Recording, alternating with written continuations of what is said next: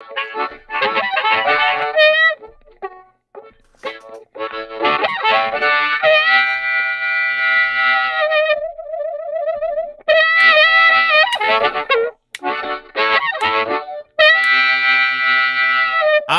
everybody. Welcome back. Nice to see you. Good to be here. Nice to be seen. My name is Dean, and we are busy on a Friday. We've got lots going on. We've got Lochlin Cross, who's back from the Smoke-A-Hole golf tournament.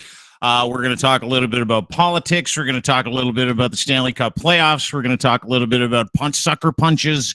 We're going to talk a little bit about the insurrection. We've got it all going on. And, of course, Lochlin is back from his golf tournament. And you sent me a picture. Your buddy sent me a picture of you yesterday. By the way, you look great playing the game, like really good playing the game. I'm really glad to have you back. We had a humdinger of a podcast yesterday that you kind of missed. Yeah, it was kind of a fucked up deal. We had David Wallace and Nathan Jacobson on talking more about the KlondikePapers. Yeah. It just gets weirder and weirder. I've got a lot of people weirder. asking me to send them the KlondikePapers. Yeah. Like listeners and other people that we don't need to get into. But I don't know what to tell them. What do I tell them? Say you can send it to them, but you'll have to kill them. Okay. I've just been trying to say that because didn't you have to sign some sort of agreement to get them? Sure. Yeah, you can say that too. You can say that like if we give you the papers, one of us will die, and I can't promise who it's going to be. Like I have no idea. And that'll just tell them I don't want the papers anymore. That's what they'll say when they get. I'm not interested in the papers.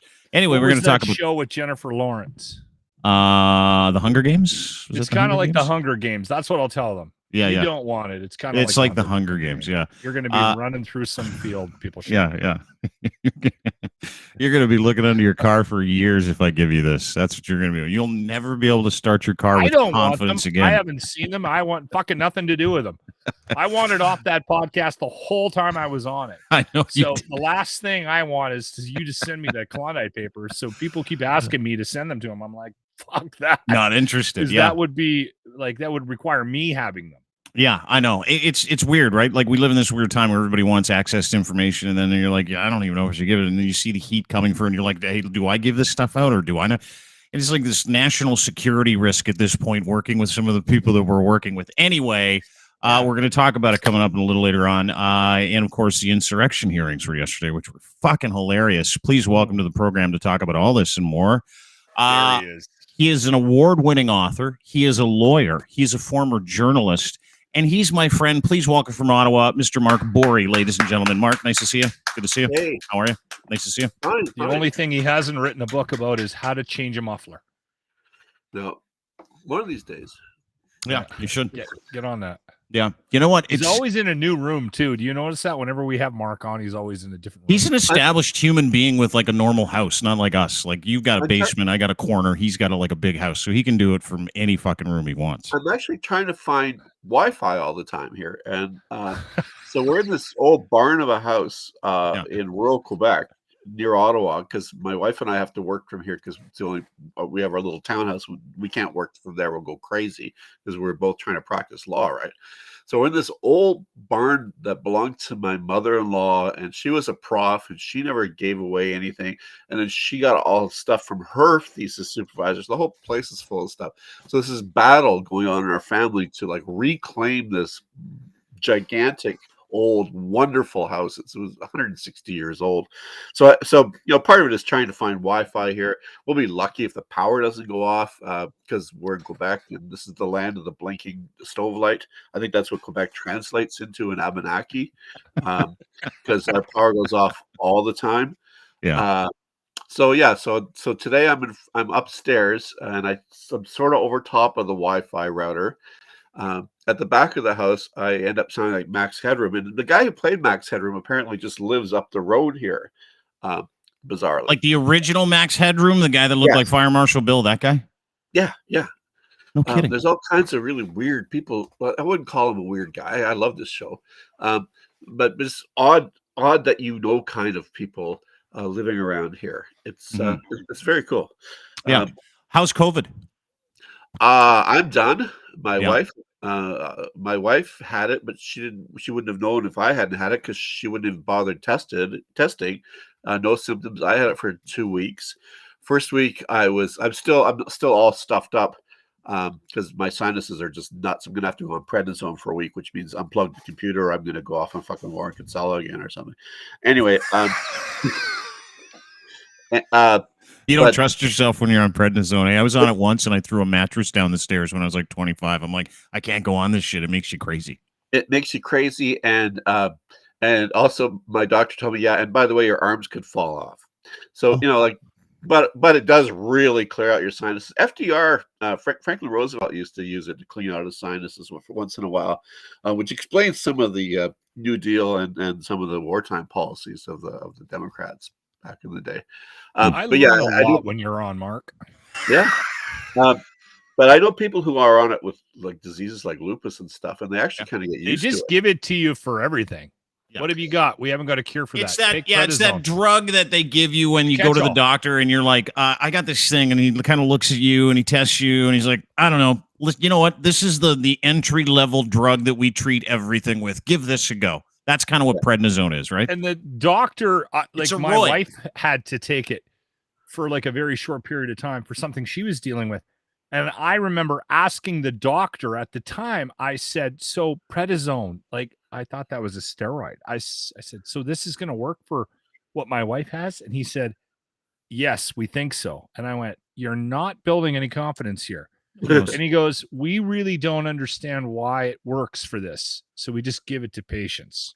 And then we just monitor the dosage. And I went, you got to be fucking kidding me. Mark, you're a guinea pig. You're a prednisone guinea pig.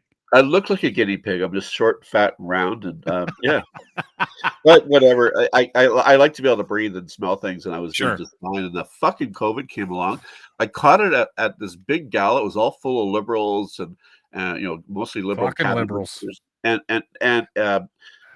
lobbyists and authors and stuff. And there were like 400 people jammed into a ballroom at the Chateau Laurier in Ottawa. Very high class thing. It was the first time I wore my tux since the last time I went to this thing, and they were making jokes like, "Oh, Theresa Tam, she'd really freak out if she saw this room." And I'm sitting there thinking, "Fuck, I don't know about this. I don't know about this."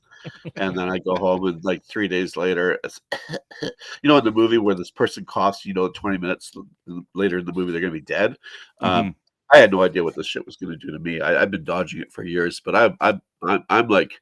I had 2 AstraZenecas. That's something you never hear of, by the way. Ever notice that? You never hear anything about AstraZeneca anymore. And 2 Pfizer shots. So I figured, well, whatever. And then my wife tested when I was sick, and she tested positive, and yet she never had a symptom. So I'm so glad because, of the 2 of us. I like her a lot, and she should stay on. She's not just a great wife; she's a great mother. Me, you're dispensable.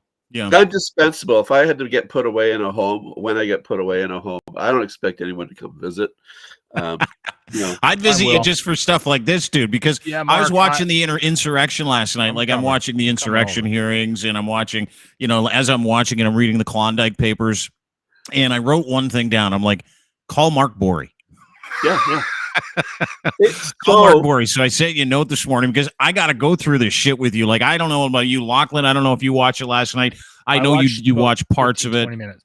Yeah, the Insurrection hearings, right? And the reason why I want to talk about the Insurrection hearings, the reason why I want to talk with you, Mark, is because you've got a great take on this stuff. You know some of the players involved. You've been following it. In fact, you've got a book coming out about this in the next little bit called Big Men Fear Me. That's about populism, the rise of populism, and pushing all of your chips into that populism basket and what it does to human beings, specifically one historical individual. And I want to get to it in just a bit. But I want to talk to you about the insurrection before we get going, because what I saw yesterday was like, oh my God, right? Like we kind of they flooded the zone when everything was happening a couple of years ago when the insurrection happened. I was sitting on my couch. I'm watching the thing. I knew the speech was going on. So I flip on MSNBC and I'm watching this whole thing. And it starts to unfold. People start to head to the Capitol building. All of a sudden, fucking violence broke out. And as we all kind of like surveyed the insurrection, we've been through the convoy here. We've had our own taste of it lightly, if you will. But I didn't really kind of comprehend at the time what I was seeing. Fast forward 2 years after the insurrection, I just swear off news for 2 years. I'm like, fuck cable television news. And I just started reading, right? reading like trusted sources, different sources, being able to kind of sift and sleuth my way through what real news was. Then fast forward to yesterday, finally these hearings, 11 months of investigations. I don't know about you, but I sat there going, someone's going to get killed by a firing squad for treason. Like, it was the most damning shit I have seen in any capacity when it comes to Trump, when it comes to populism, when it comes to fascism, when it comes to conservatism, when it comes to the concerted effort of actually undoing a duly elected government. That's what I saw yesterday. And the one thing that stood out to me, and I want to play this for you because, and then I'd love your opinion on it. And Locke, I want your opinion on it too, because I know I listened to your radio show for a long period of time. And you followed this shit and talked about this guy and what he was doing in the insurrection for literally 4 years, right? And to the point where you couldn't talk about it anymore. But one of the most poignant things that I saw yesterday was Ivanka Trump being interviewed, and they played this. And you're going to get these hearings like every week, by the way. They start at 10 o'clock, and it was on prime time yesterday. 7 of them? Is that what you said? 7 hearings, Mark? Yeah. There's 7 hearings coming up? You're 7 sections they laid out at the beginning. Yeah. Well, you're going to see exactly what has transpired. And effectively, it was a big lie. We all knew it was a lie. And there's these outstanding people out there that are still holding up this fucking idea that Donald Trump got rooked and the election was rigged and all this other bullshit. Let me play you this. This is Liz Cheney, who was terrific last night, like absolutely awesome Republican, who all the crazies fucking hate. Yeah, and would, by the way. When Liz Cheney's the voice of reason, you know things are really fucked up. Yeah, but this is Liz Cheney delivering her opening remarks in a stunning rebuke because they played part of Ivanka's her deposition when she was talking about how she knew, we know that the election wasn't rigged. Watch this. About the election, Attorney General Barr made that statement. It affected my perspective. I respect Attorney General Barr, so I accepted what he was saying. And that was in reference to whether or not the election was stolen. Am I because I get kind of excited. It's muted optimism that I might see some executions of Trump family members in the near future and some other people that have made this world a worse place, including Canada, including the convoy. But what was your take, Mark? Because I was stunned by it, just fucking stunned. I had been following it too, and it's partly the fact that these people are so fucking stupid that they go right off the charts. No, really, thank God they're not very intelligent. Another thing that always made me happy about Trump is he's dog lazy, as opposed to somebody like de Blasio in Florida, who when he hits you hard and he hits you fast. The situation with the Capitol, everybody thought that it was maybe that bad. And it turns out that it is that bad. And this is a historical moment, like Civil War level historical moment. I mean, not it's in the sense that nobody has ever done this in the United States. Nobody. This is when you had the Civil War, you had an attempt to break apart the United States, break apart the democracy of the United States. And then before that, nobody had ever tried to do a coup, and this is what this has turned out to be is a coup, where Trump basically had the military stand down while he sent a mob in to intimidate people into doing this thing that he wanted them to do, which was create these false slates of electors, which I don't think was really meant to work in the sense that people would actually believe that these electors were real, but just to throw enough of a clusterfuck into the whole thing that something would have to be done, and they would just let him keep going. I mean, this is not exactly rocket science coup planning. It's more the level of some sort of chicken shit operation in East Africa somewhere, but it's real, and they've been trying to say, the right of the United States has been trying to say, oh no, it was just a bunch of protesters got out of hand, and it wasn't, and we know that, and we know that they tried to rig that election. And the thing that I think the point of this isn't just to prove the past and put people in prison, though I suspect a lot of people could go to prison over this. It's to point out that this is happening now, right now, for the next election cycle. Yeah, it's a continued effort. Yeah. Yeah. So that all of these seeds of doubt and all of these lies are now baked into the system in the States, and you're seeing the replacement of election officials with people who believe this shit or say they do or are willing to sacrifice their own principles if they ever had any to keep going and to keep this going. And when you look at Georgia, where I can't pronounce the guy's Raffensperger, John Raffensperger. Yeah. Now, one of the things that really makes me happy about he was the Attorney General of the state of Georgia, and he was Secretary of State, wasn't he? Sorry, Secretary of State. He was in charge of the election. Now, the really cool thing was that Trump tried to get him out in the primaries, and he won his primary. So he is going to be the Republican candidate in November for his own job back. So the people aren't behind this. This is a leverage thing. This is a small group of people trying to push a big group of people. I have one thing that I am absolutely shocked about, and maybe we can all weigh in on it. So the My Pillow guy was wrong? How about that, eh? Well, like last night we saw Linz joins us, Ryan Lindley at Ryan Lindley Sheeple Shepherd podcast. Great to see you. What we saw last night was literally the breakdown, or the start of the breakdown of not explaining what happened.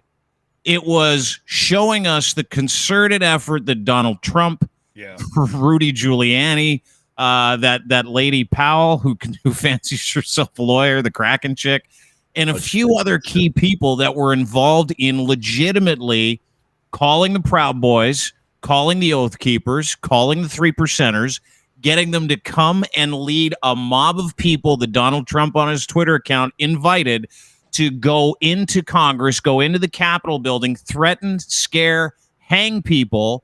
Like, hang people. This is Myanmar shit. This is third world country stuff. And it fucking worked, right? Like, that's the thing, is that the atmosphere had to be perfect, and it worked, and he's guilty as fuck, and we all know it. We sat there and watched it last night, Lochlin. Like, we sat there and watched it, Ryan. We sat there and watched it as in a silo with no noise, everything out, and Fox News didn't cover it.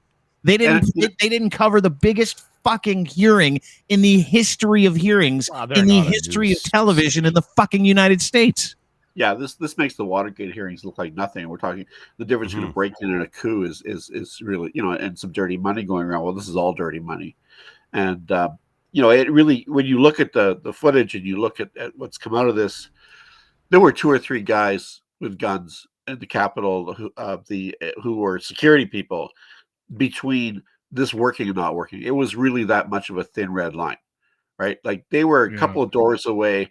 When it got to the point where the plainclothes guys were shooting at the rioters, shot the woman who was climbing through, they've got to the point now where they have to go to deadly force. And so how close was this to succeeding? Pretty damn close. And you got to wonder what would have happened if that mob had got into the Senate cloakroom where the senators were hiding, or the places where the representatives were hiding, and got them.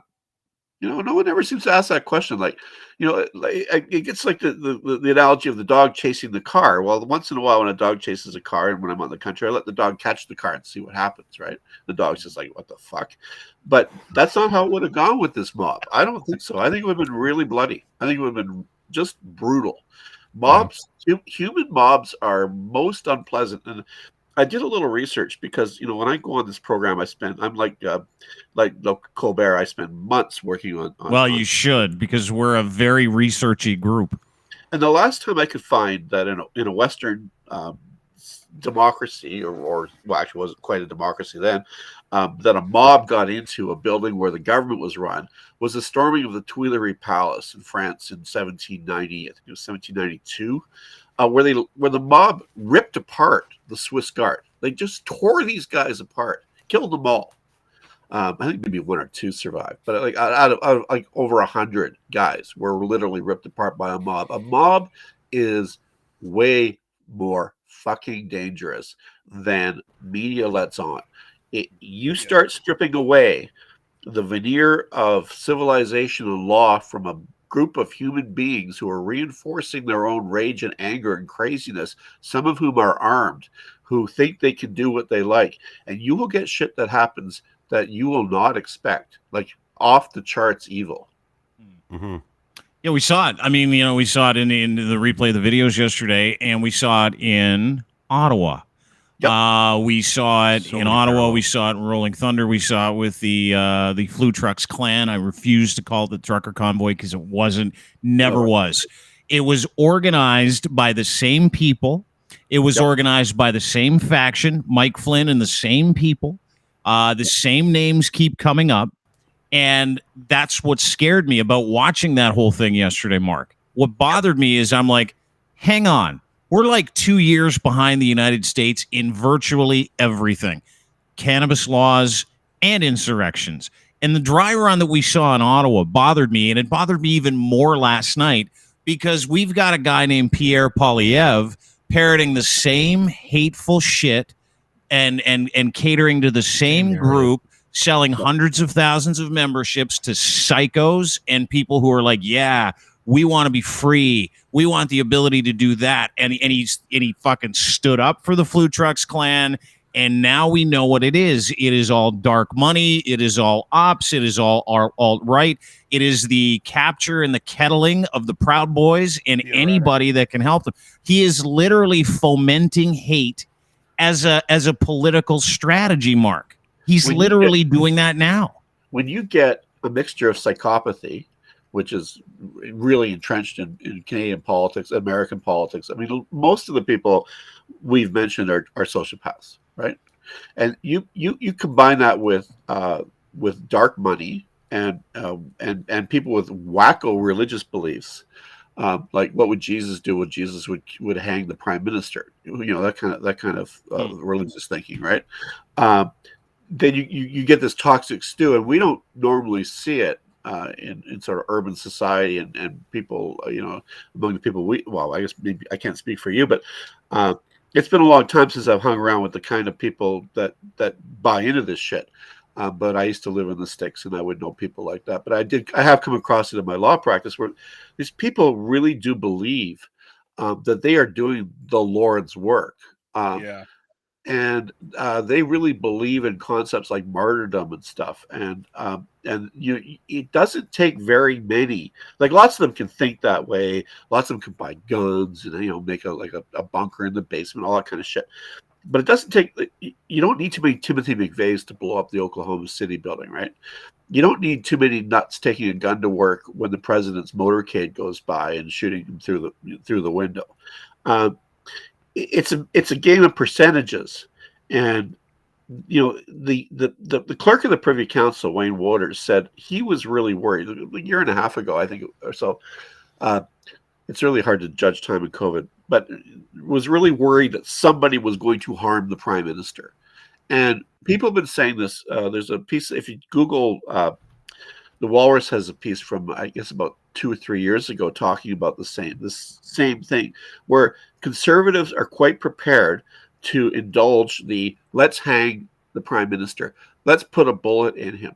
I'm talking about Brian Lilly, who's mentioned in the Walrus piece, talking about the conservative Facebook page, federal conservative Facebook page, where people put, it's time to shoot them, it's time to, a lot of people will say stuff like that and not really think it through. You see the imagery all the time too, Mark. Oh, the guy that showed up. The guy that showed up at the noose in BC and stuff. You see it on social media all the time. And for some reason, cops seem to think this is political speech or something. They shouldn't go into that. And I'm talking about the RCMP, which is does a poor job of sort of pull anything to do with politics. Really fuck it up big time. I think CSIS is a little more on the ball, but CSIS is not a police force. CSIS is an intelligence gatherer that gives things to police forces. CSIS will not come and arrest you or me at this point. Can I just jump in here, Mark? Though, to be fair to the police and to anybody that's monitoring this, if you were to put everybody in jail that remotely threatened a politician, a good third of Alberta, Saskatchewan would be right there'd be 8 people left in Saskatchewan. I mean, I hate to do the prairie province thing, but there's a guy I refuse to call him a friend, but he is in our friends group who just recently admitted to being banned on Facebook for a month for threatening to kill the Prime Minister of Canada. And we won't say his name, but we use the term racist than his name when we refer to this pile of dog shit. And I don't know why this guy's still. Anyway, if he shows up at any function, I usually ask him to leave or I leave myself. I can't be around him. And he is just a piece of shit. He's just dog an shit, awful actually. human being. Yeah. Just garbage. He's garbage, Mark. Awful. But he on his Facebook page, and I think he should be in. People want to know. I think he should be in jail. I think he should be in jail right now, or in a home, getting some sort of an evaluation to determine what kind of meds to put this asshole on. And there's a lot of those guys, Mark. There's a lot of those people that think that the Prime Minister. He's saying our penitentiaries would be full if that was the metric. Yeah, that's what I'm saying. So you can't. I mean, I understand what you're saying, but how do you control that? Like, you can't. It's impossible. Well, first of all, if I'm talking about like a threat, like let's talk about credible threats, where some little old lady puts I'm going to shit the Prime Minister, and she doesn't have a gun or anything. The American Secret Service actually has this huge database, and it goes back. I believe it goes back to the 1881 shooting of President Field, but it might go back to Lincoln. It's a set of files, must fill a warehouse, on everybody who they know ever made a threat against the President of the United States. It's fucking huge. It's this great big research database, and I heard about this when I was at a conference on how to treat the criminally insane. So what we know must have been a swinging conference, by the way. It was really cool. Probably fascinating. It was. They blamed mothers. You want to know what murders? It's mothers. Yeah. Anyway, of course it did. But the thing is that they investigate every one of these things. You make a threat against the President of the United States, the Secret Service is going to come to your house, right? Mm-hmm. In Canada, people from a distance will go, well, that guy with the news thing, that's just a little bit over, a little overboard or whatever. I don't believe it's protected political speech, and I am a free speech advocate, and I do that kind of law. I don't believe that paid smear is protected political speech either, but I'm not going to go down that road. We do have a problem with, and it's easy to make light of people who are not all there mentally, but we have a huge problem with people's untreated mental illness in this country. We have people all over the streets. The guy that went and shot up the Parliament building in 2014, in October 2014, was crazier than shit. People have tried to get him help. You always hear these stories about these guys that go off and they kill a bunch of people, and the family say, well, we went to the doctor, we went to the shrinks, we went to the police, and we couldn't get them any help. This is a conversation that we need to have, because as things get nuttier, we're going to have more and more violent people. And I want to say something else about this violence. The ability to do lethal warfare on other people has gone up to a point that I think people don't realize, how easy it is. Now, one of the reasons why the guy who went through the Parliament building in 2014, he killed a reservist named Nathan Cirillo at the War Memorial, but he didn't kill anybody in the Parliament building. First of all, the guy was a fucking idiot. If he'd known what he was doing, he could have done incredible damage. I know what he could have done because I worked in that building for 25 years, and I know where everybody was, and he ran right by everybody who was open a door to his right or left. It was that close. Because they had the caucus meeting for the Conservatives to his left, and you had the caucus meeting to the Liberals to his right, to the NDP. Should we really be pointing out landmarks here? No, because that building. The reason I did it was because, the building's closed now, so this wouldn't work anyway. Okay. But it only took all he had to do was move like moved from like the junior C level up to like junior A, and could have done massive damage with a better weapon, because he had a one of those pump guns that you see in John Wayne movies from like 1890. I think they're patented 1896 or something. But if that guy had gone in with an AR-15 and found one of those caucus rooms, it would have been literally a revolutionary moment in Canada. And how many of these guys are there out there, right? Well, how many are being primed? I mean, dude, like I read this today, like the first thing I saw this morning, and I fucking hate Canada Proud. I hate this network of alt-right assholes. These guys are tied in with an American alt-right think tank and Post Media, and all they do is lie to make people angry. Case in point, Trudeau Liberals prohibits spreading false information about Canadian elections. There's an idea floating around, and I like the idea, that if you lie and you foment hate with political speech, you should be in trouble. That's what we're talking about here. And they turn around and go, Trudeau wants to control what we have to say about him during elections now. That's exactly what you're talking about. It is a pile of fascist bullshit. And I pointed out Canada Proud and the Post-Millennial, owned by alt-right think tanks who spread literal fascist bullshit for money. Like, this is all part of the system. And you can go out, Dean, you're conspiracy. No, this is the fucking facts. I'm the last conspiracy guy on the planet. I don't believe in anything unless I see it and I can verify it. I can verify that because I know the players that are involved in that, and I know who owns Post Millennial. I know who owns Canada Proud, and I know who owns the Post Media group of companies.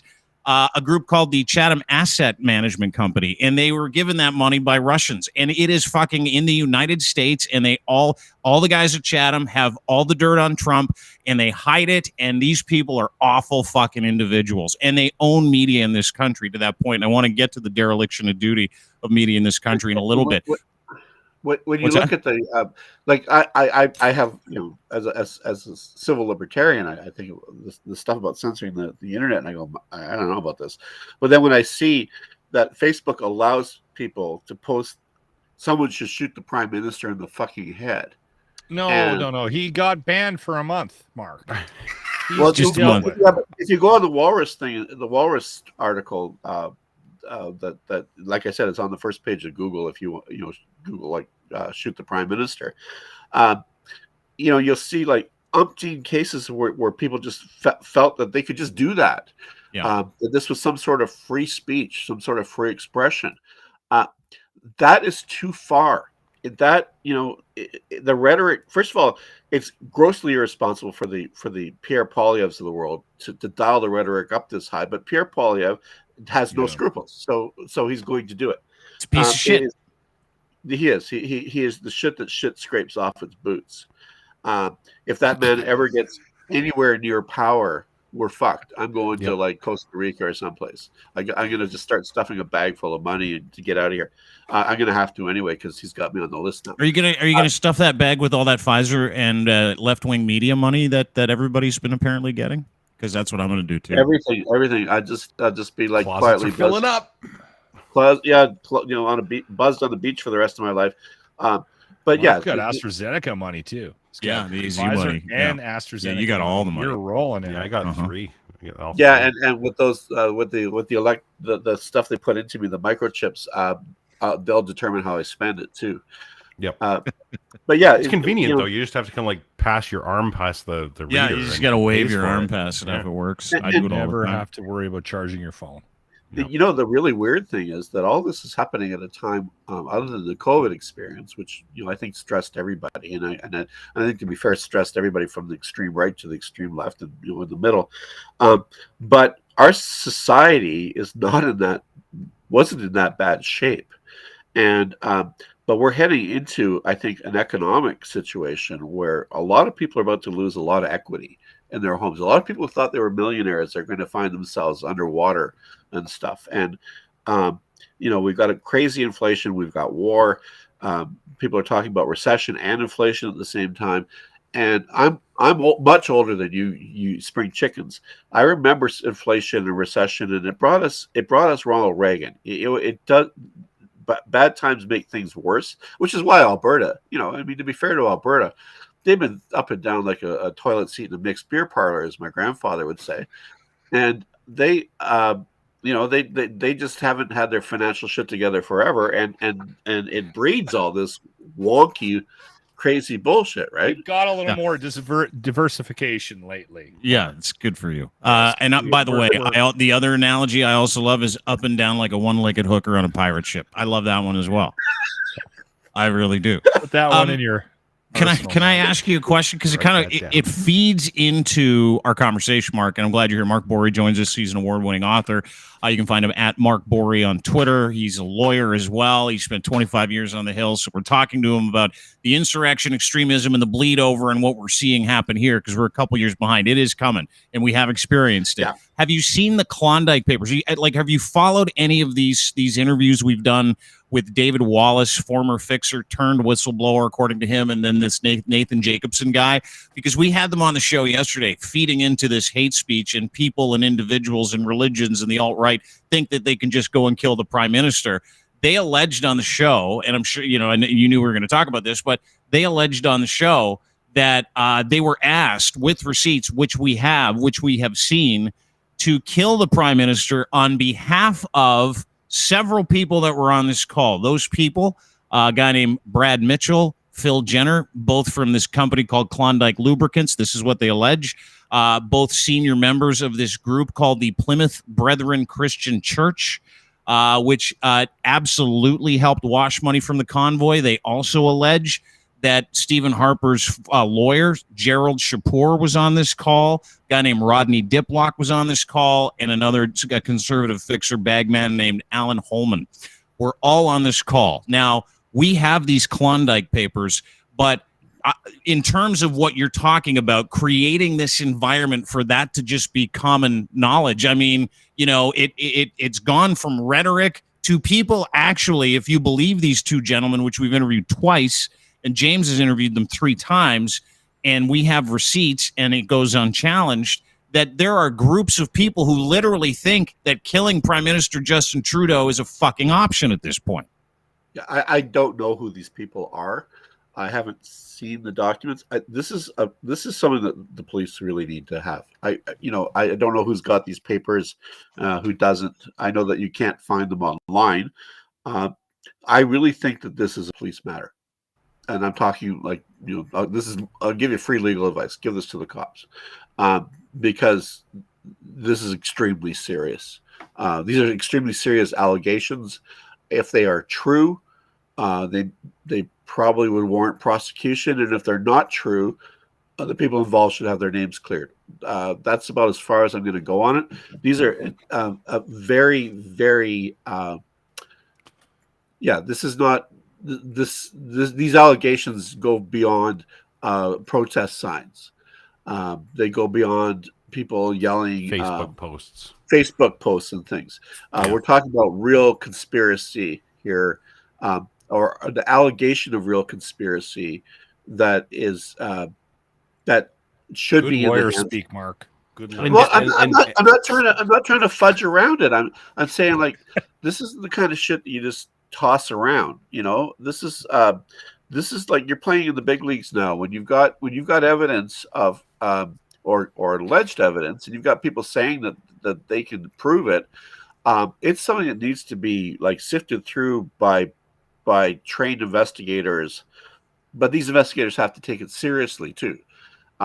If you want any help trying to deal with this stuff in a way that is fair to the people who are named, but also protects the safety of anybody who's in danger, I'm more than happy as a lawyer to collect this material, bring it to. Good, because I'm not fucking doing it. Yeah, because if it comes from an officer of the court, I'm sure it would probably have a lot more weight than a couple of jockey podcasters here. Exactly. And people keep asking me for the papers too. I'm like, no, I don't want to see them. I don't want anything to do with them. Like nothing. I don't like the idea of if I'm gonna have any faith in anybody, it's gonna be Dean and James to some extent. I don't know James as well, but no, seriously, I'm not gonna hang myself out to dry on James just because I just don't know him. That's all. Yeah. But I do know Dean, and I got a be use for careful Dean. with Dean too. I'll just throw that out there. Okay. God knows I've had some weird people say, "Oh, that Dean Blundell guy," but in all seriousness, Um, I if one time I found a Luger, and when I was like 15, somebody had stolen it. Like another Luger, a gun. Oh, okay. And that was really cool. And to have this wonderful piece of danger in my life was for a while quite exciting. And then I got, I got rid of it. Right. I got it where it was supposed to go. And I think with stuff like this, the best thing to do is, one thing is to give it to the police, and another thing you might want to do is give it to trusted media to go through. That's already been attempted, Mark.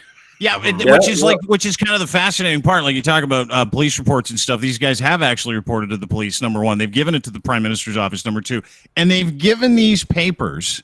These papers are in the hands of mainstream media companies, right?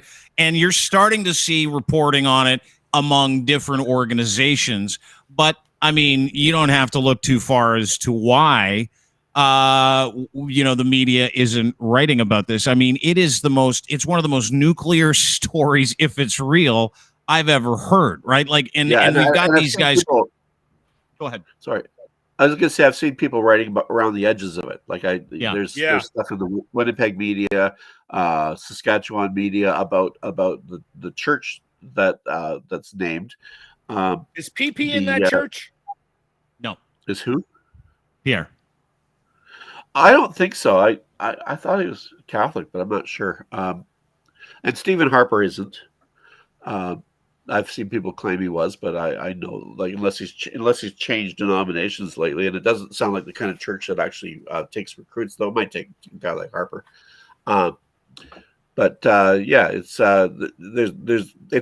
It's a funny little church that has its fingers in interesting pies, and I'm saying this with all of the stuff about the accusation of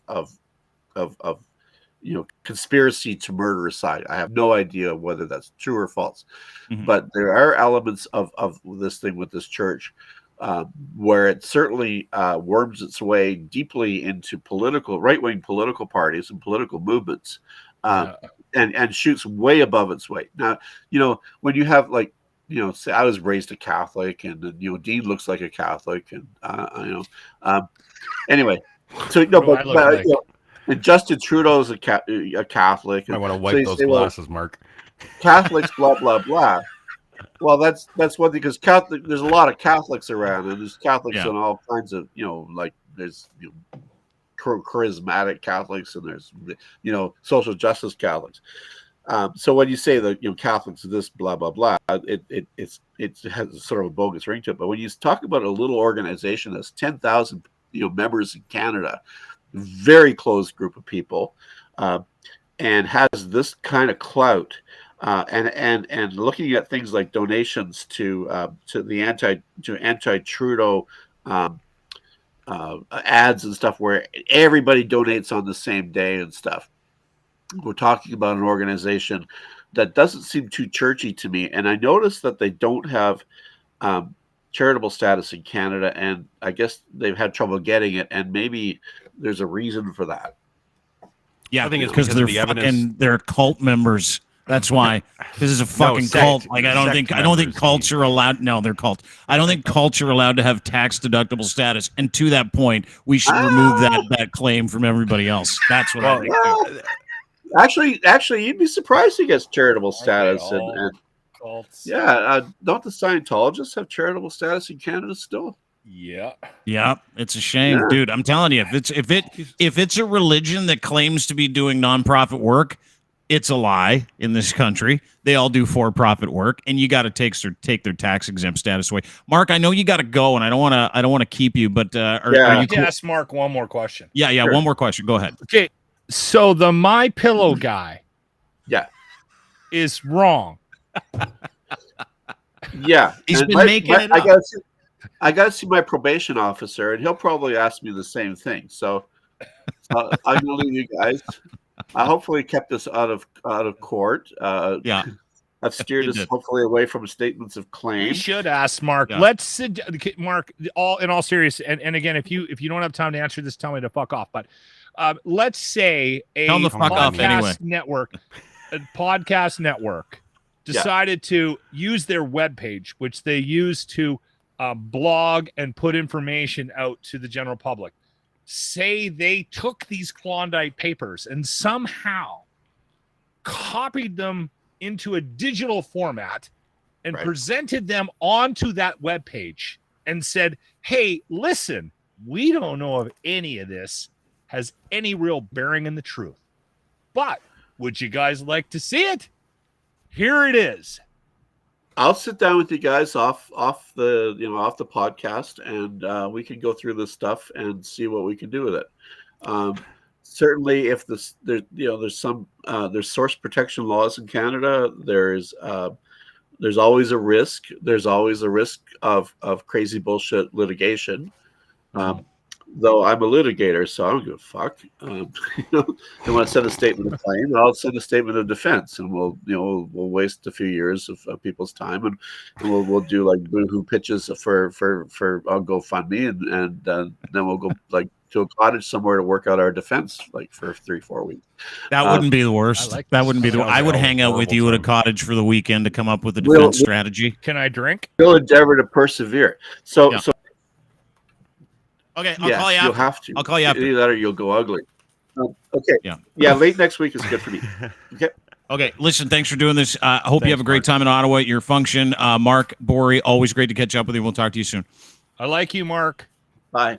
See you, buddy. Great guy. Mark. There you go. Mark Bourrie. He's a venerated lawyer. He's like a free speech kind of human rights lawyer. He's fucking entertaining and he's fun. You're entertaining today too because you're like 7 beers deep already by like 5 o'clock at night. I fucking love you, man. I love when you come on the show. I tried to get one sack. question. One question into Mark. What did you want to ask? And he got 2 in about the My Pillow guy. That's what we're fucking dealing with today. That's when you know he's waiting. You know when I know Locke's had a couple pints before the podcast is when he breezes into the show. And when he breezes into the show and then when he goes like this. So here's a question. And then he stops and he leans in and I'm like, here comes the bullshit. And I fucking love it. I've got no problem with it at all because it leads us into the thing I am a little disappointed in is that Mark is starting to get me. It was a little more fun when he had no idea. When you would ask those questions and he'd go, what the fuck are you talking about, dude? Mm-hmm. He's now. I thought he hated you. He started to catch up. No, I didn't think he hated me. I just think he didn't get it and didn't quite understand where the hell I was coming from. And now he's starting to pick up on it a little bit, like because he's a smart guy, right? And he knows I'm just full of shit. He just tunes you out now. It's pretty entertaining for us. You know what's great about having him on too is that prior to the show, I'm like, okay, so here's the deal with us talking about these 2 guys and having them on the show. Are we in any legal trouble? He's like, no, I don't think so, not yet. And I'm like, good. Not yet. If we get into trouble, can we call you? He goes, I'll take care of everything, whatever you need. And I'm like, great. You have a team of people? He goes, totally. Don't worry about a thing. Let's talk about this stuff. And I'm like, great. So we get on, we talk about it, we go through the motions, and at the end, he's like, hey, don't forget. And that's why he's like, so listen, there's a lesson here for podcasters or anybody that's coming up with a burgeoning business of digital content where you go into areas that might be a little salty. Robe yourself in guests that have law degrees. It's a fantastic plan. Or don't do it. No, you have to do it. Like there's only one person standing here going, hey, ding, ding, ding, there's a problem. So you have to do it. Like we have a responsibility to tell people the hard fucking truth, bro. We do. But we don't know what we're doing. No. Like a lot of times we're having conversations at night. No clue. I'm 6 deep. You're full on a bong. And we're sitting there like having a conversation about whether or not that we're going to get into legal trouble. Well, here's the thing. No, but here's the thing, Linz, you can confirm this because I've actually done a bunch of work and talked to a bunch of lawyers before we even do this stuff. And we've held all like the death threats, the stuff about Steve Harper's lawyer, Ezra Levent. I take special interest in sewering on a daily basis. So no big deal. I don't mind going after him. But like we've had the third person this whole fucking thing. Like everything to do with the Klondike Papers, everything to do with David Wallace and Nathan Jacobson. It's been like, you tell us your story. We won't say whether we believe it or not. We're just listening to the stories, right? And to Lochlin's point, and I'll talk to Mark about it, I have a good mind to just fucking throw these Klondike papers on the website and say, fuck, fill your boots. Look for whatever you need to. Okay. Remember What's the convoy fundraiser? Yeah, totally legal. Yeah, I know it out was. totally legal thing to do. Did I get heat for That's it? a good question. Okay. Did you get legal advice before you dumped that shit online? Absolutely not. That's why we got legal advice this time, Lochlin. So you fucking crazy. It was like 11:30 at night. Someone sent me the list, and I'm like, "Fuck, it's going on." You know how many clicks this is gonna get? It's gonna be fucking unbelievable. So I put the give, send, go list out because I'm like, I don't give two shits. I went to bed, woke up the next morning. Sebastian Gorka, a bunch of White House guys are threatening me. I'm gonna find you. I'm gonna kill you. I'm like, oh my god, this is fucking serious. Rookie and I are in the fetal position in the corner on our phones trying to fix everything. I know. And I'm like, guys, don't worry about it. These millions of tweets and hate tweets and death threats will go away in 3 weeks. They didn't. They lasted 2 months. But here's the great part. Still getting them. After, not really. After I posted the give, send, go donor link, not list, link. I was inundated with. That was the loophole because you didn't actually post the thing. You posted the link. Yeah, that's right. You didn't know until after the fact, though, that was a loophole. I'd dox those guys now, though. I would dox them. If it was up to me, I would dox them all. What Mark said today was like he's probably okay. He hasn't seen what we have. So let's let him look at it before we actually pull that trigger. How about that? Then he can make an informed decision on our behalf to say, how do you know I haven't already sent him the papers? How do you know he doesn't already have them? Well, maybe he does. I don't know. I will say this, Dean, it's just a conversation at this point. He's not going to post it tonight when he gets into his bag of indica. It's called indica. Indica? Sorry. Indica. Yeah. Am I sending you a picture of my feet? Yeah, right now. You forgot to do it before because you were hammered. Oh, my God. Before we get to that. Little surgery last night. Oh. Yeah, before we get to that, I just want to point this out. It's Pride Month, right? Yeah. Pride Month. It's a month where we talk about how we used to treat people in the LGBT community like shit. Yep. That's what this month's about. It's about saying, no. We know culture was wrong for a long period of time because our colonial masters and religion told us that you were evil. We know you're not evil. We know you're human beings. We know that you are deserving of love and not responsible for who you love, and it should be accepted. It should be loved. It should be treated with kid gloves. We should protect it. I think it's very important. We all do. Acceptance and equality is incredible, and our lives should be spent making the journey of life for others easier, not throwing logs in their path and treating them like human garbage. Well, case in point. Case in point. What's that? Little humble brag. My daughter yesterday is the as of yesterday is the chairperson of the Allies community on at her high school. So that's right. That's right, because you're a good dad. You taught your daughter that love is love, and it doesn't matter where it comes from, what it looks like, as long as you love them. She's doing a good job. She's doing the good work. So good. Yeah, I'm very proud of her, and I just wanted to point that out. She doesn't listen to this show, and she doesn't even know my name on the show or yours, and she'll never hear this. But I feel better about getting it out. Good, thank you. So, bottom line is that the Tampa Bay Rays players have been asked to, as all players in Major League Baseball have, certain days during this month wear the LGBTQ rainbow patch. Right, some of it is woven into emblems, like the Blue Jays were wearing an LGBTQ Pride Month patch on their jerseys and their hats. Didn't hear anything about it. 5 Tampa Bay Rays players have decided they're not doing that. We're not doing that. I don't know if you guys have read the story. It's fucking weird. But Jason Adam, a pitcher for the Rays, spoke on behalf of some of the players who were too cowardly to talk about why they won't wear the rainbow logo, called the decision faith-based, and said an LGBTQ and lifestyle is not the one they want, quote, to encourage if they believe in Jesus. Ha, ha, ha. Here you go. These are the 5 Tampa Bay Rays players that are way too Jesused up to even allow the Tampa Bay Rays to put a logo on their hat that incorporates the colors in the LGBTQIA community. And I apologize if I'm getting those words and the acronym for it wrong. But I can tell you this: if these guys did wear the patch, might come as a shock to these guys and every other born-again evangelical who is dead set against the LGBT community, who thinks it's a sin to be gay. If these guys did wear the patch, I got news. It doesn't make them gay. Oh, shit. Did they? Oh, really? Did they, I know. Yeah, maybe they don't know. I know. It doesn't make you gay. Shit. And the excuse that they use, this is Jason Adam. This is what he told the Tampa Bay Rays. He said, it's a hard decision, guys. Mm-hmm. It's a fucking patch, you piece of shit. Because ultimately he said, what we want them to know, so he's got them out there on a ledge as they're not human beings already. We want them to know that all are welcome and loved here. Not enough, actually.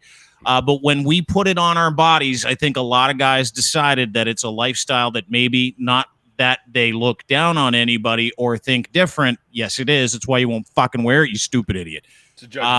Differently, it's just that maybe we don't want to encourage it. They don't want to encourage people to be themselves. Don't want to encourage it. If we believe in Jesus, who's encouraged us to live a lifestyle that would abstain from that behavior, what he's talking about is homosexual behavior. The next line. It is in the Bible? It is not judgmental, he says. It's not looking down. Yes, it is. Everything you said is looking down and judgmental, you fuck. It's just that we believe the lifestyle he's encouraged us to live for our good, not withhold. But again, we love these men and women. We care about them, and we want them to feel safe and welcome here. Does he want them to feel safe and welcome? So it says that in the Bible. Thou shalt not suck a dick. Don't lay with another man, it says in the Bible. But do you want me to give you some verses from the Bible that say that? Because I actually have. It's Friday and I'm drunk. No. Actually, you know what? It's Friday and he's drunk, so yeah, let's do it.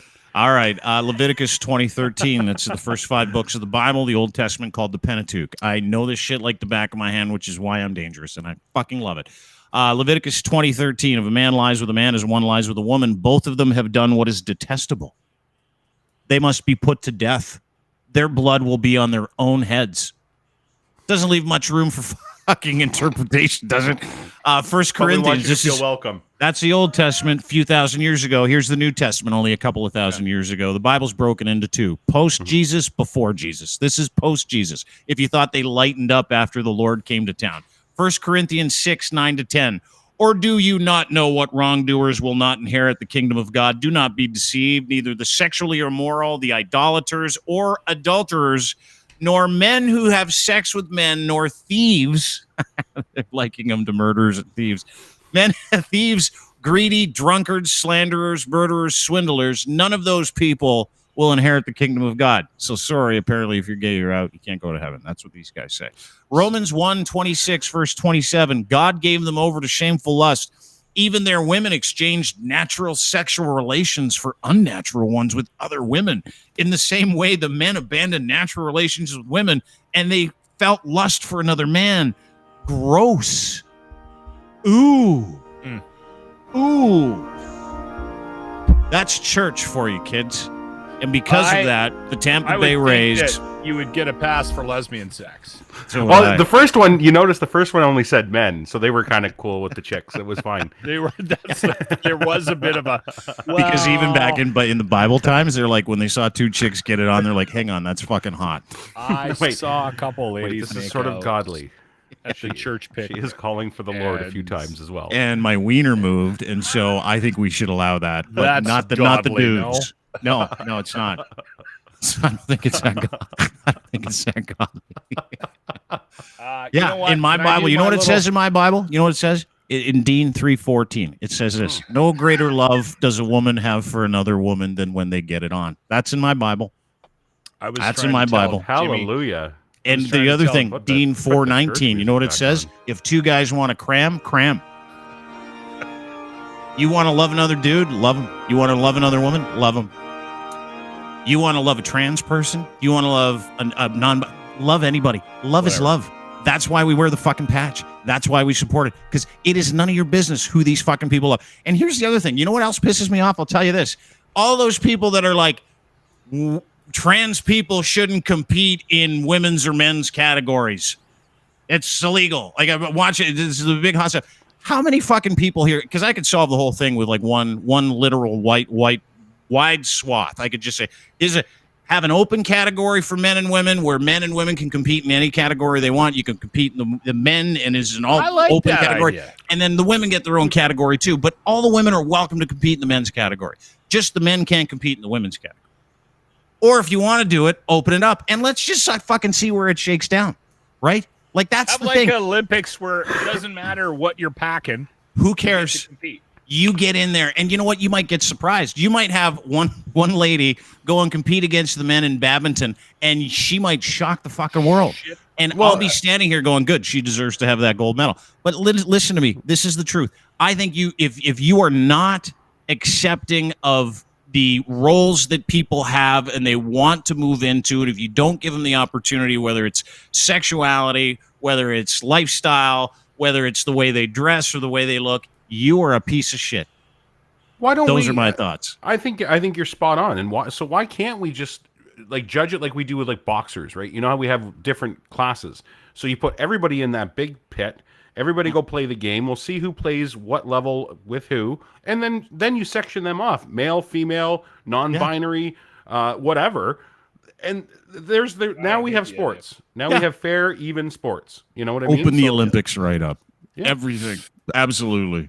Why not? We do this event every summer, Army Chris and I, where he tries to smoke a cigarette every hole. Yeah. It's called the Smoke a Hole Classic. Yeah. And yesterday we competed in the first tournament, and rule number 289 is if you have a midget in the golf cart with you and you get a birdie, you get a hand drop from the midget. And the midget did not like that. And I understand that he didn't appreciate that, but it's in the rule book. You just make sure you establish the rules and everybody's in agreement ahead of time, right, Linz? I missed the rule. The music kind of drowned you. The rule was if you have a midget in your golf cart, the midget has to give you a blowjob and a hand job. Sorry, Get the rule right. 289. If you get a birdie, no one got a birdie, so he didn't have to. Yeah, good. I said there would be no eye contact, but he did not like the rule. No eye contact, and don't run your fingers through your hair. Everything's fine. Yeah, it should be a fine, steadfast rule.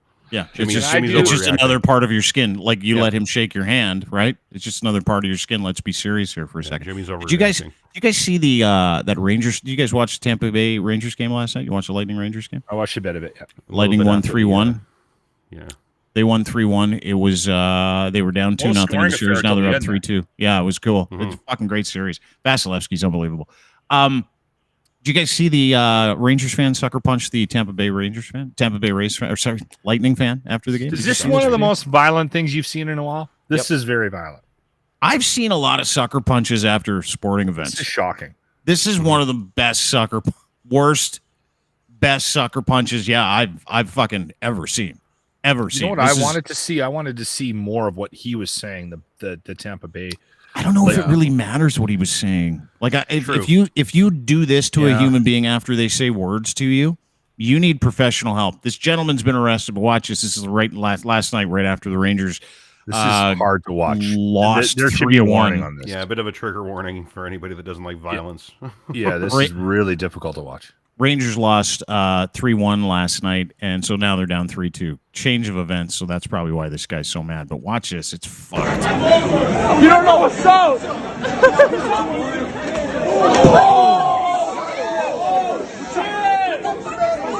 Oh, shit! Oh, no!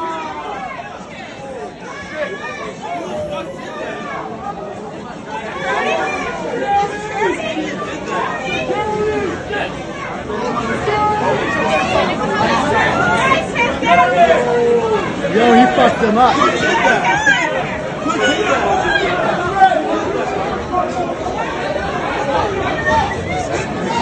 He's dead. Yep, he died. Whose phone is this? So you can see the carnage after. That was, I would say, around 10:30 last night. Right after the game, and as soon as it happened, MSG police put out an APB, and they found the guy. He's like this just degenerate drunk that got pissed off after the game and sucker punched the dude. Tampa Bay. I think the guy from Tampa Bay is in the hospital. I don't know if he's been released from the hospital yet, but that is the update. Yeah, apparently he was out for like 5 minutes on that floor. They weren't sure what to do with him, so they put him on his side, and it took him 5 minutes to come back. That's how hard he got hit. Yeah, I think he left on his own accord. From what I read about it, Dean, I don't know. That's a conflicting reports. Then my understanding was, he was taken to the hospital and he was checked out, and he's got a couple of shots in the. Well, he took one shot in the head from the guy, and he had a cut, I believe, and he also has falling. Yeah, some kind of concussion. No, and then he smashed his head and he cut it fucking in front of kids too, right? That's the thing, right? All these kids are seeing it sitting in front of it. And I love a good scrap. That's not a fucking good scrap. That guy got sucker punched. That's what pussies do, where they go after somebody and they're least expecting it, right? I saw it last night. I put a tweet out and I said, grown man brutally assaults another grown man for not liking the grown men who play a game better than the way that man's grown men do. That's how fucking stupid this is. Yeah, that's well put. You know what? Like, I think it needs to be said out loud. And I mean, this is coming from a fan of sports. And I used to be the guy that got too emotionally charged for a win or a loss of a sports team. And I still want to see my team, whoever I'm cheering for, do well. But if they lose, I'm able to go to bed that night and have a good sleep, and it doesn't ruin my day. If they lose an important game, I'm able to go to bed that night, get a good night's sleep, and it doesn't ruin my day. And I hate to say this, but if you're that impacted emotionally by the wins or losses of a sports team, you may have a psychological problem. And I've known this is why I hate sports donkeys. Jesus Christ. Their connection to a sport or a team leads to bizarre behavior. It's too much, everybody. It really is. Yeah. It's funny because I was watching the Oilers Flames, like prior to the Oilers Flames series. I think it was like game 5 or game 6. I can't remember. And I was watching guys step on the Flames flag, like Oilers fans step on the Flames flag, and I'm like, it's good natured ribbing and no big deal, and it's sporty, and is it classless? Is it weird? I guess. I mean, but everything is good until you fucking put your hands on somebody, right? Like you can joke around with guys, you can call them homers, you can tell them that they're full of shit and that their team sucks ass and all that other stuff. But legitimately, when you do something like this, as you pointed out, because your team fucking lost, you have major fucking mental problems, man. Like major emotional, mental issues. Like his issue, the guy that punched this poor Tampa Bay fan, his issue goes far beyond the legal issues he's going to encounter for the rest of his life because he did this to another human being.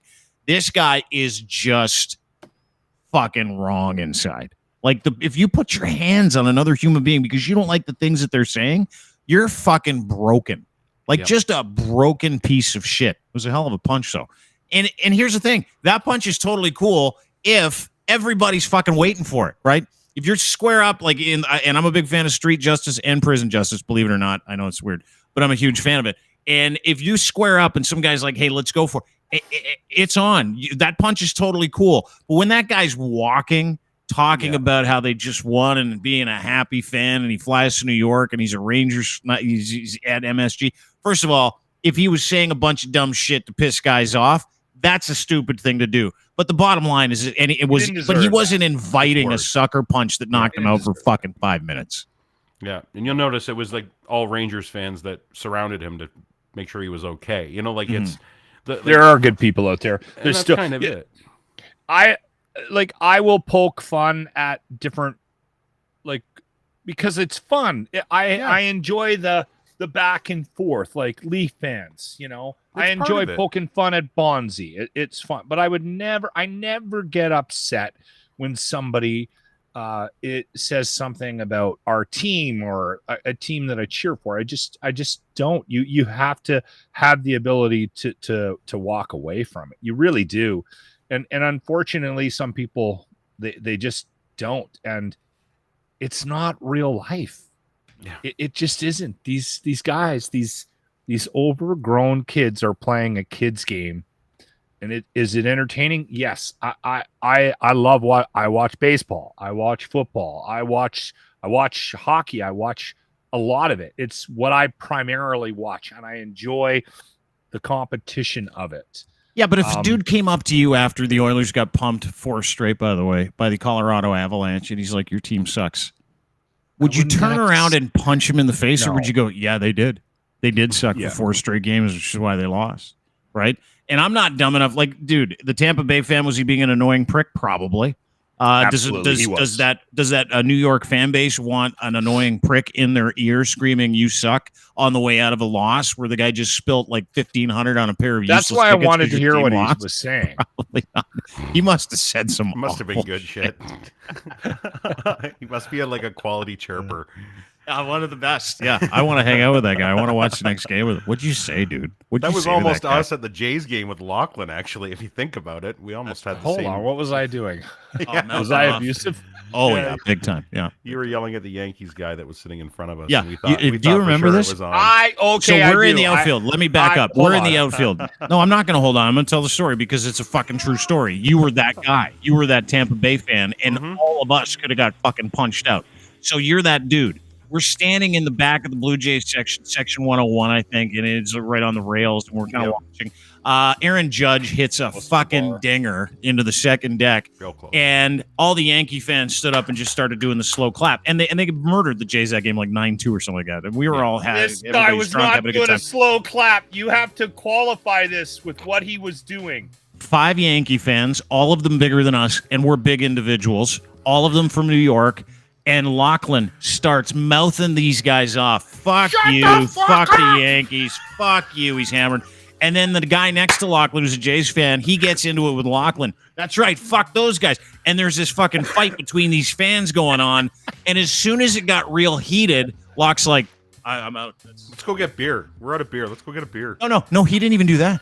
He was like, guys, I can't believe that. Like, he pointed to the other Jays fan and blamed him for it. And fucking he started it. And at one point I thought there's going to be a fight. And like the 3 of us who have strong senses of self-preservation, we moved like 20 feet away. And Lochlin turned around and Lochlin standing there. And I'm like, dude, knuckle. Shouldn't you be... I said, sit down. It's 1 run. Is rookie is all rookie I here today said. Or no? Rookie could totally corroborate all of this. That the first thing out of your mouth was, you guys are bullshit. The loudest. He was annoying. Dude, that guy. The Yankee fan was going like this, and he goes, there we go, Aaron Judge. He kept saying Aaron Judge, and you go, shut the fuck up, Dick Knuckle. And I'm like, that's my friend from Alberta. It was. Like I said, we I'll slowly migrated away from violent, you. Though. I'm not going to get violent. No, but you're going to be that guy. You're going to be the Tampa Bay fan. That's right. Hey, did you guys see? You know how last week we played the video of the lion attacking the dude at the zoo? There's a spate of like animal. Like if you get attacked at a zoo, you're doing something wrong because they're in fucking cages, right? I keep seeing these, and that's the same thing I said out loud. I saw that lion video. I'm like, that guy deserved that. And then this video you're showing, I showed this to Grant and Jimmy the other day, and I'm like, totally deserved it. Why is he standing so close? This guy was egging that thing on. Yeah, watch this. This is an orangutan in front of a zoo in Thailand, and this the guy is awesome. Must have been the nicest shirt in the world too, because I would have spun out of that thing. Watch this.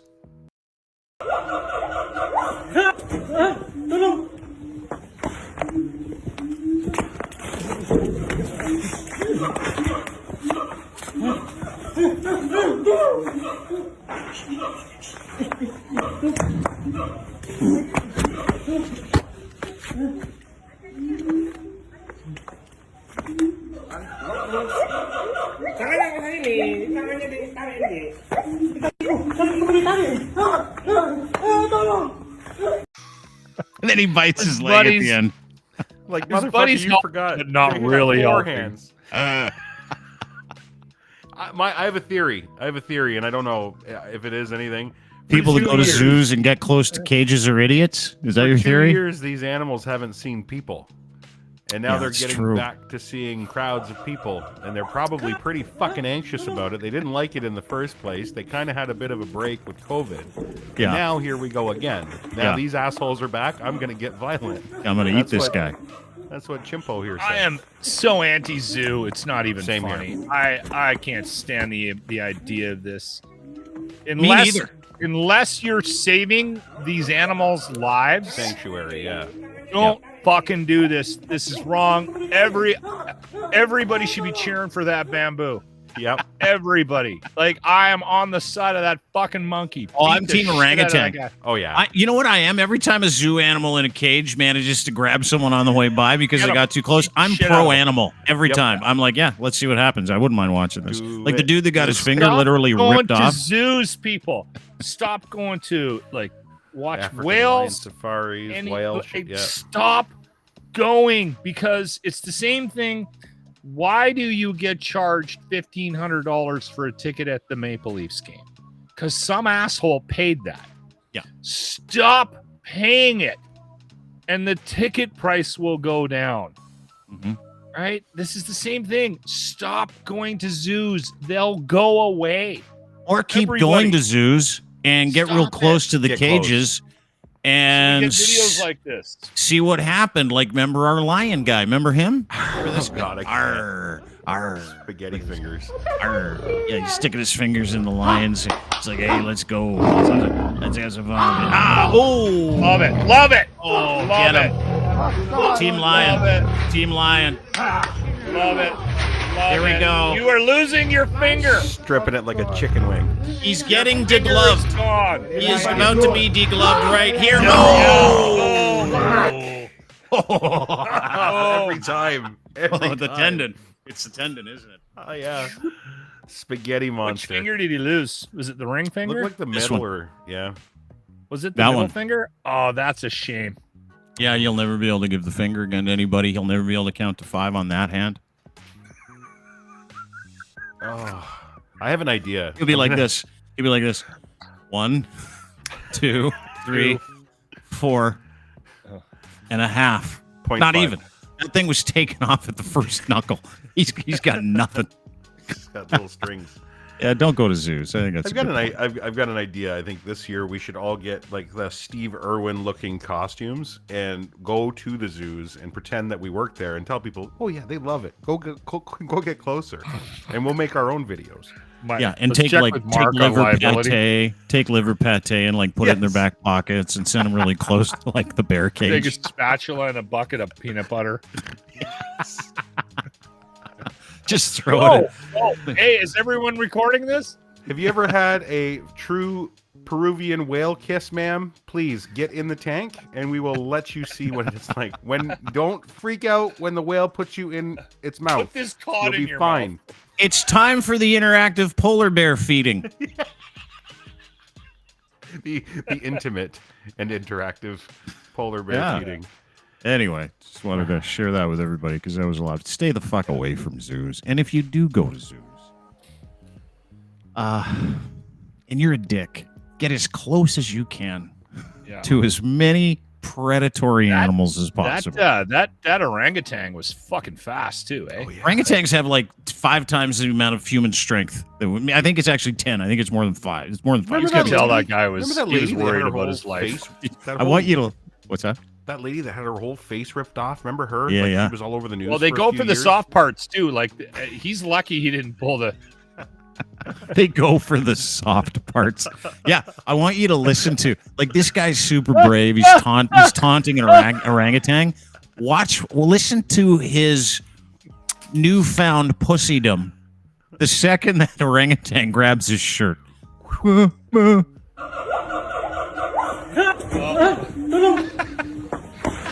I think there's a fart in here too. That was probably a shed. Probably a full shed. I'd be drunk. He's going for the Levi's. Yeah. Look at him. When you have 4 arms, you're not letting go of that guy. then he grabs his, and then he bites him right there. He gives him a little love bite. Yeah, that was the best. Why doesn't he have any shoes on? That was my big question when I watched it. Who? The orangutan? Orangutans don't have shoes. They have all hands. Go back. They're all hands. This dick has the dick that's being pinned to the cage by the Is he really? No shoes at all. He's shoeless. Let me see. He's got shoeless? Is he wearing like maybe the slides? moccasins came off or something? Or Oh yeah, he's not wearing shoes. What is that? Why are you got socks on? Yeah, he's got socks on. And I'll tell you right now, the orangutan's like this. You know what the orangutan's thinking in his mind? He's like, I give no fucks. I've been in this cage for years. I'm gonna eat the shit out of this guy. Chew this guy's dick off. Yeah, he lost the shoes at the fucking monkey cage. He was fucking with the monkeys. They stole his shoes, so he thought he'd up his game and come check out the orangutan. Let's go fuck with the orangutan. Thanks, boys. That was a fun show. It was a fun little Friday. Appreciate it. Lochlin Cross, 957 Cruise FM in Edmonton is where you can find him. He's the morning show host of The Locker Room. Follow him on Twitter at Lochlin Cross. Great to see you, brother. Thanks for coming back. I didn't know maybe you got a day off like to golf. I'm like, he probably enjoys real life as opposed to 15 radio shows and a couple podcasts in a day. So I appreciate you returning. I do enjoy my time on this podcast. I'm not even just saying that. I like it here.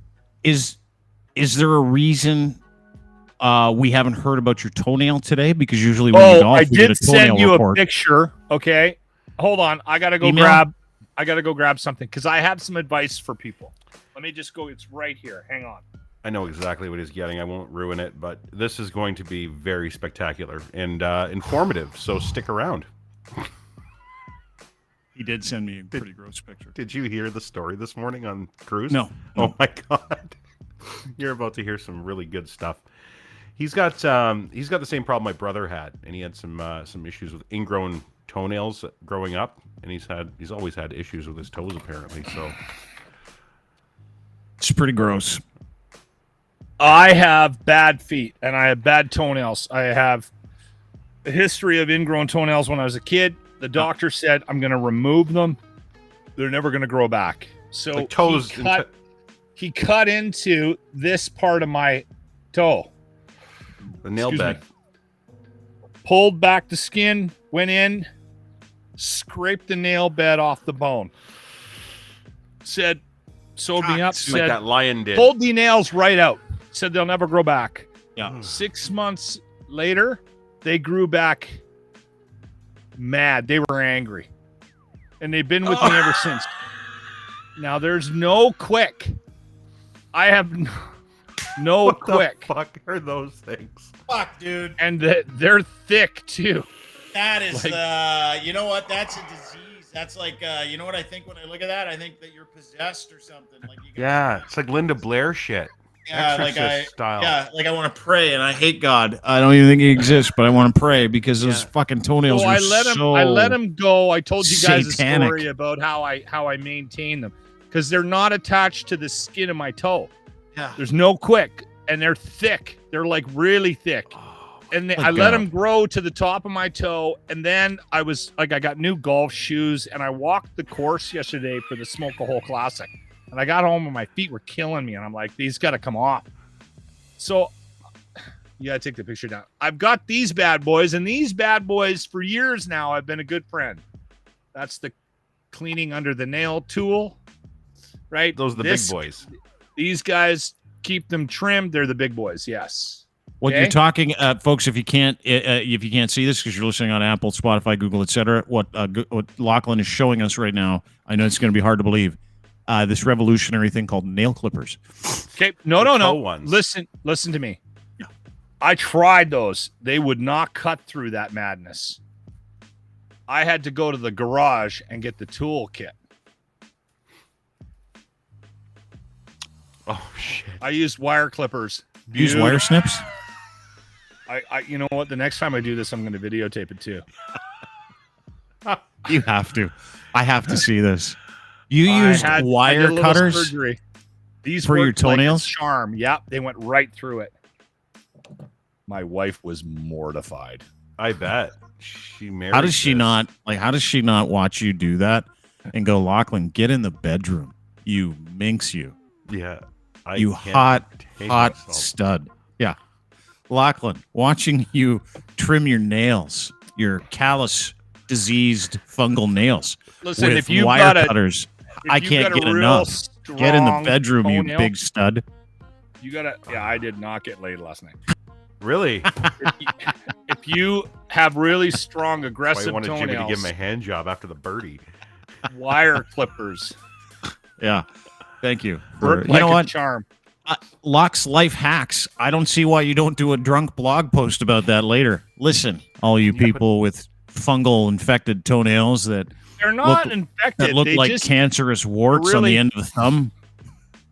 You need wire clippers, and here's how you do it. Yeah, dude, that's so we all have satanic. That's of the devil, is what that is. I don't believe in him either. That's how gross that is. Anyway, thank you for that Lochlin life hack. I appreciate it. I have. We all have this. Are you okay? Oh my God, Ashley! I can hear Ashley in the house going, "What the fuck?" So I'm. And now I noticed that we all have this picture because they're in our group chat. So I will be definitely photoshopping something on those tonight. Look at Ashley. Ashley in the comments section. She's like, "How?"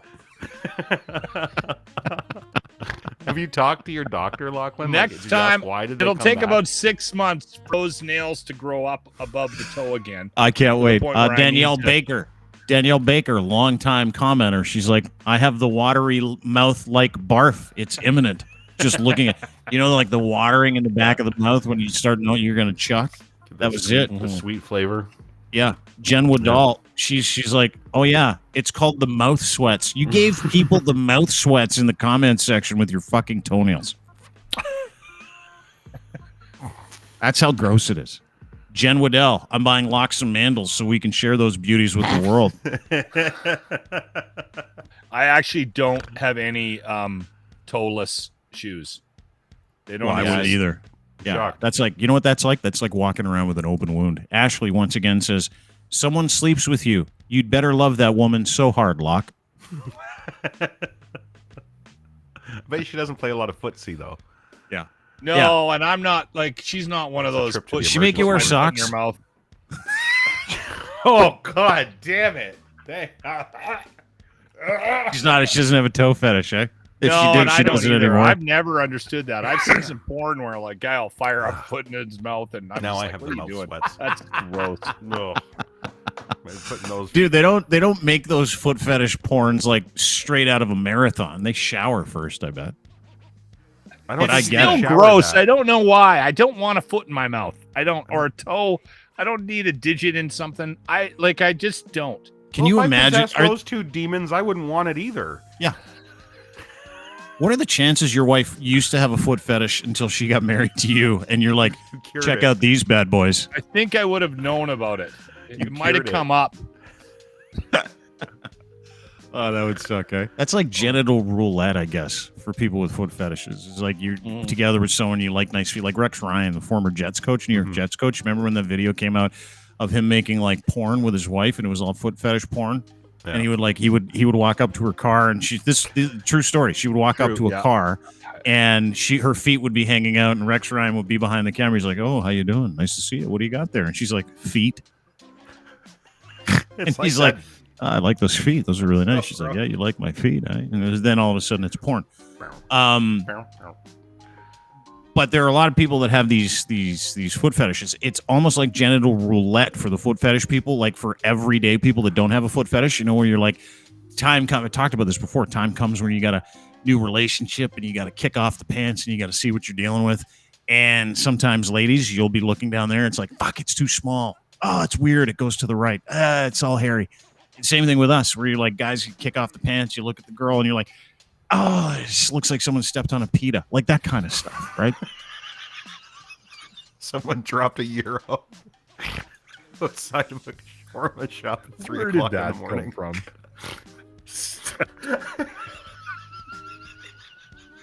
It looks like Arby's. Yeah. For the foot fetishes, that's what this is. That's the squeezed pita. I gotta tell you, instant relief when I knock those off with the wire clippers. Congratulations, though. Way to go.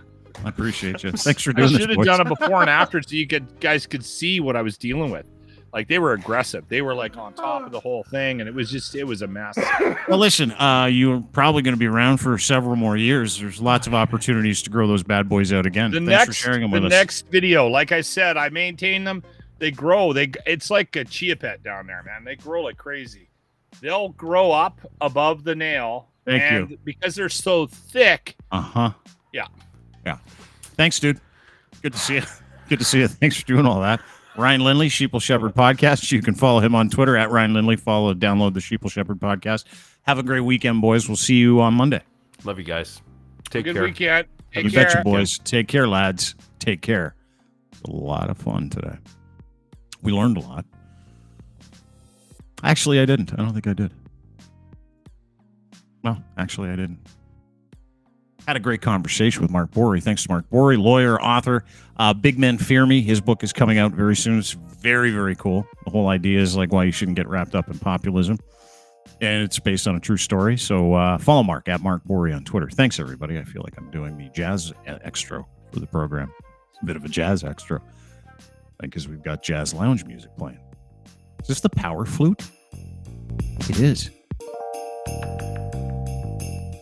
Anyway. Don't forget, sign up for a newsletter, DeanBlundell.com. Thanks to our friends and sponsors, Easy Auto Financial, for making this possible. Go to Easy Auto Financial. Check them out today. They get you financing for free. There's the power flute again. It's like Ron Burgundy. Jazz flute master. Anyway, thanks to Easy Auto Financial for making this possible. Go to Easy Auto Financial looking for financing for a vehicle, and everybody wants to bone you for it. You want free financing, and people that can actually get you financing, depending on your credit rating, they don't care. They'll get you financing. You don't have to pay for it, and they'll get you the car that you need. It's all turnkey. Go to easyautofinancial.ca today for more details. No obligation as well, and they don't spam you.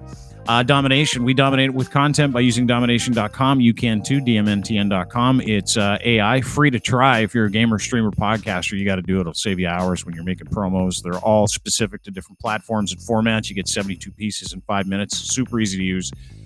Try them for free today, dmntn.com.